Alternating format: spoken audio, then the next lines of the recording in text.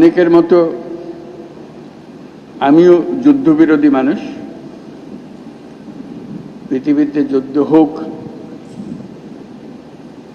এটা আমরা কামনা করি না। যুদ্ধ প্রস্তুতি অনেক সময় যুদ্ধের দিকে নিয়ে যায়।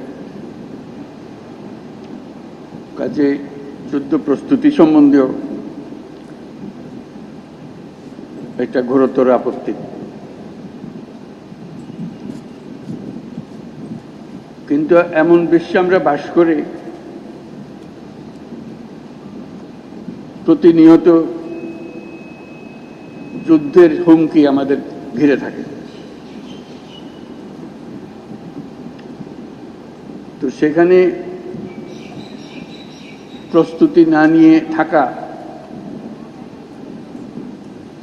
এটা অসম্ভব হয়ে পড়ে।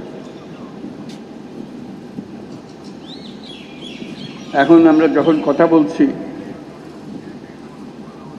তখন আমাদেরই কাছে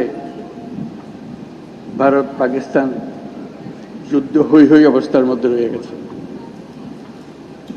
সকালের খবরে দেখলাম হয়তো গুজব আজকেই শুরু হয়ে যাবে যুদ্ধ।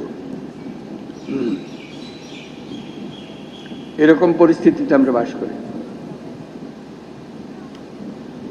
তো কাজেই এই পরিস্থিতির মধ্যে প্রস্তুতি না নেওয়াটা আত্মঘাতী,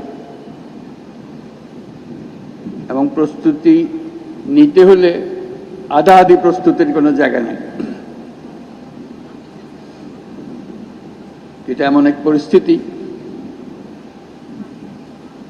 জয়ই তার একমাত্র অপশন। পরাজয় এখানে কোনো অপশন হতে পারে না। কাজে আমাদের যে প্রস্তুতি, সেই প্রস্তুতি কত উচ্চ পর্যায়ে আমরা নিতে পারি সেটার চেষ্টা আমাদের থাকতেই হবে। কিন্তু আজকাল যুদ্ধ এত ব্যয়বহুল একটা ব্যাপার,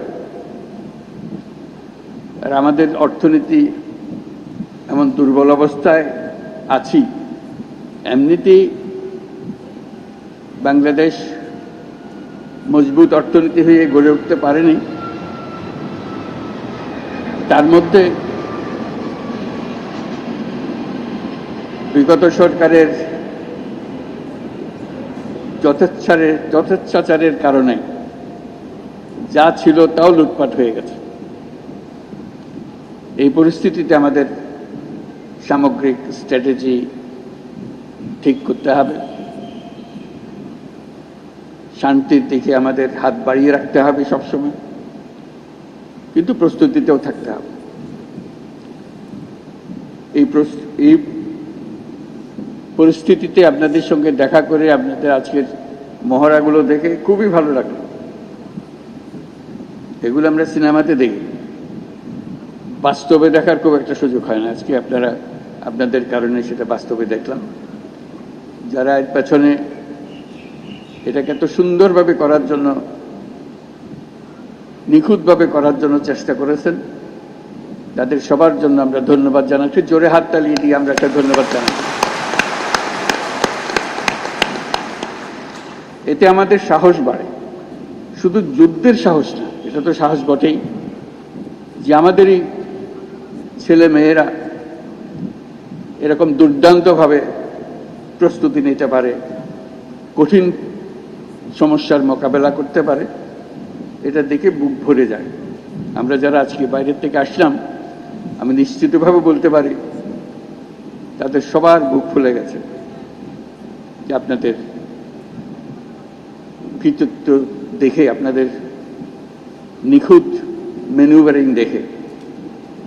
কাজে সেই অনুভূতিটা আপনাদেরকে জানিয়ে গেলাম।